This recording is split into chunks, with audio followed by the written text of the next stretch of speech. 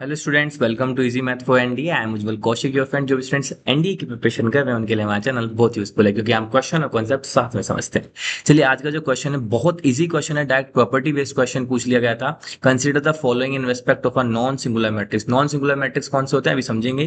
पहला स्टेटमेंट है determinant of M square is equal to determinant of M का whole square. Determinant of M is equal to determinant of M inverse and determinant of M is equal to determinant of M transpose. चलिए one by one concept समझते हैं। सबसे पहले, क्योंकि concept से यहाँ ये डायरेक्ट प्रॉपर्टी बेस्ड क्वेश्चन है, इसमें कोई सोल्यूशन नहीं था, डायरेक्ट देख के हमको हिट करना था क्वेश्चन।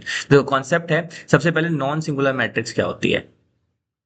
दो तरह की मैट्रिक्स होते हैं, एक सिंगुलर मैट्रिक्स, एक नॉन सिंगुलर मैट्रिक्स। तो नॉन सिंगुलर मैट्रिक्स वो मैट्रिक्स होती हैं जिनका डिटर्मिनेंट जो है वो नॉन जीरो होता है। अगर डिटर्मिनेंट जीरो हो जाए तो वो हमारी सिंगुलर मैट्रिक्स होती हैं। तो पहली बात यहाँ पे मैं दी गई, नॉन सिंगुलर मैट्रिक्स है एम, तो यानी कि डिटर्मिनेंट जो है एम का वो क्या है, नॉन जीरो। ठीक है, चलिए पहले वाले केस के लिए बात करते हैं। पहले केस में है एम स्क्वायर। तो कॉन्सेप्ट कहता है कि डिटर्मिनेंट ऑफ ए की power n, this is equal to determinant of A की पावर एन। ठीक है, अब यहाँ पे आप n की जगह पे 2 लेके चलेंगे। पर्टिकुलर अगर हम n को 2 ले लेते हैं तो ये क्या हो जाएगा, determinant of A square is same as determinant of A का स्क्वायर। इट मींस जो ऑप्शन 1 है that is our correct option. चलिए अब केस 2 का जिक्र करते हैं।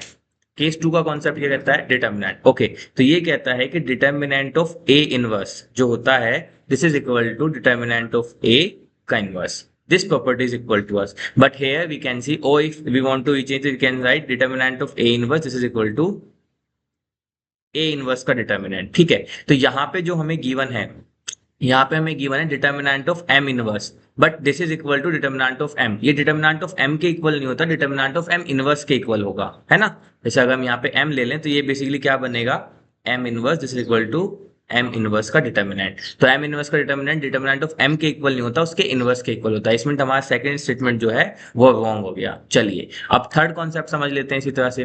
थर्ड भी सिंपल है, ये तो डायरेक्ट है। हम जानते हैं कि determinant of A is equal to determinant of A transpose, कि मैट्रिक्स ए उसके ट्रांसपोज का जो डिटर्मिनेंट होता है वो सेम होता है। अब अपने क्वेश्चन के लिए हम यहाँ पे ए जो मैट्रिक्स हमें एम गिवन है, तो m is equal to M transpose, तो इट मीन्स जो यहाँ से हमारा ऑप्शन 3 हो जाएगा वो भी हमारा सही हो जाएगा। तो it means out of these 3 only 2 statements are correct, so it means option C 2 statements are correct. I hope you are able to understand the video. If you still have any doubt, you can ask to me into the comment box. Thank you very much. Please subscribe the channel. Be happy.